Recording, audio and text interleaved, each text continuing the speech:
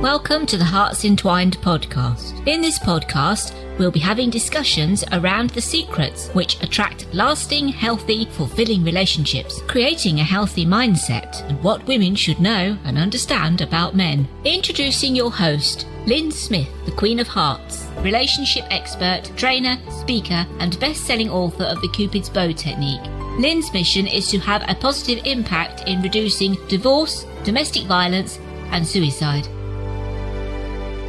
Welcome to the Hearts Entwined podcast. This is your host, Lyn Smith, the Queen of Hearts. Today, just a slight change to the normal format. Today, you're going to be listening to an interview I did with Paul Lowe from the Mastering the Life podcast series, and it's all to do with our special 14th of February Valentine's Day episode. So listen and enjoy. Thank you. Welcome, listeners, to this podcast where today I'm joined for this very special Valentine's Day episode with Lyn Smith. Lyn is a relationship transformation expert. So without further ado, Lyn, very warm welcome. Yes, thank you, Paul. I'm very happy to be here, and thank you, listeners, for tuning in. So, what message do we have to share on this very romantic day? Yeah, well, indeed. I feel that, for me, I know that a lot of people think, Valentine's Day is very commercialised now, and, why have it that day at all when really we ought to be geared to show love to each other on a daily basis. And, yes, I agree, that we do need to sort of be more aware and show each other love on a daily basis, but I'm not adverse to having a special day. Okay. So, in terms of the title of the episode then, a special Valentine's Day message, for you, what would that be?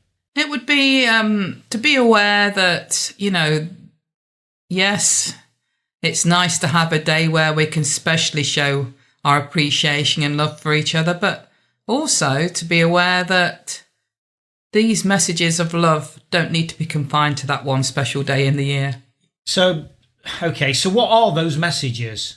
Well, I suppose I'd like to talk about what Gary Chapman refers to as the 5 love languages. He says that, we all have a more dominant way for us to feel and experience a sense of love. And the first one is around words of affirmation, such as I love you is the obvious one, and words of encouragement. The second one is acts of service around, offering to help somebody out or doing something special that they didn't expect you to do for them, and or just be there to support them in doing something if they ask or need that help. The third one is receiving gifts and buying each other nice things. And the fourth one is having that quality time, that romantic time, by arranging date nights, either in or out. And the fifth one is that physical touch, that might be people's preference. And that could just be in the form of big hugs or kisses, or even just holding hands.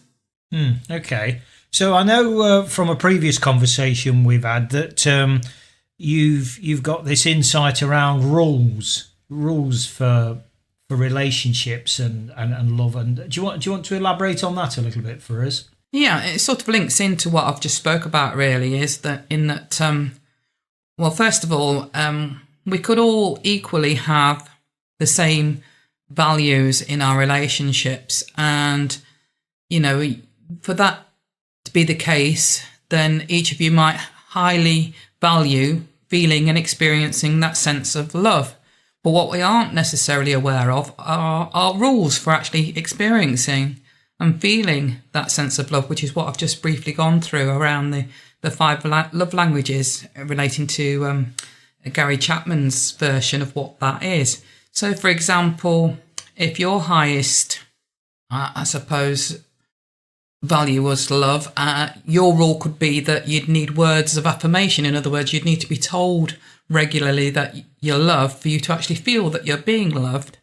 And for me, or your partner, my highest value could still be love, but my rules might be that I might prefer to be romanced and have that quality time and have those date nights. So you could be regularly telling me, I love you, I love you, I love you.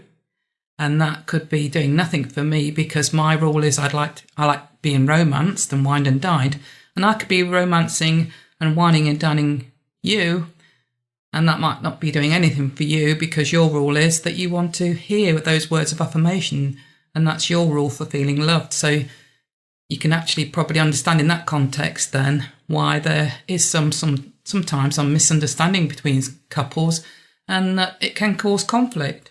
So it's a question of communication really then, is it? Yeah, it's a question of, finding out what is the rule for your partner to feel loved, because what we're not normally educated around and what we don't normally have any awareness around is, what is it for them that makes them feel that sense of love? Because for the most part, most people just tend to think it's the same for everybody else as what it is for them. And that's not always obviously the case. And is that as simple as just having a conversation around, and it sounds a bit harsh, but these are my rules for love? I mean, is it that simplistic just to have that conversation? Well, I don't think you actually need to say, and ask the question, what are your rules for feeling loved? I think it's just about, having that sort of general, more softer conversation around what are the things that make you feel valued and loved, and let your partner speak around what that is for them.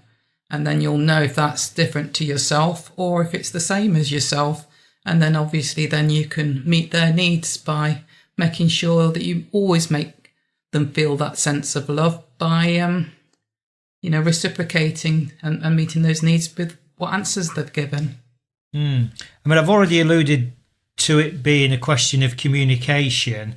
And if I can be allowed to offer a perceived massive generalisation, do females find it generally easier to elaborate on their feelings around what they expect? And okay, we'll omit the words rules for love, but they can generally be more kind of emotionally open as opposed to guys. I mean, is that a fair?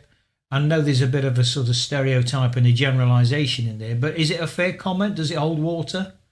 Yeah, I'd say generally that's true, because the feminine, and for the most part, that obviously means the woman in an opposite sex relationship, is that more compassionate, more open, more sharing person. As women, we do share a lot with each other, with our girlfriends and with our female family members, especially around relationships, where I feel that generally men, the opposite is true. They tend to try and work things out for themselves.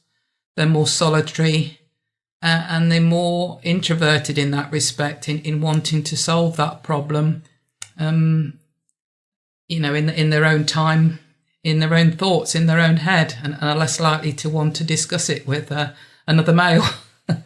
That's been my general experience anyway. Okay.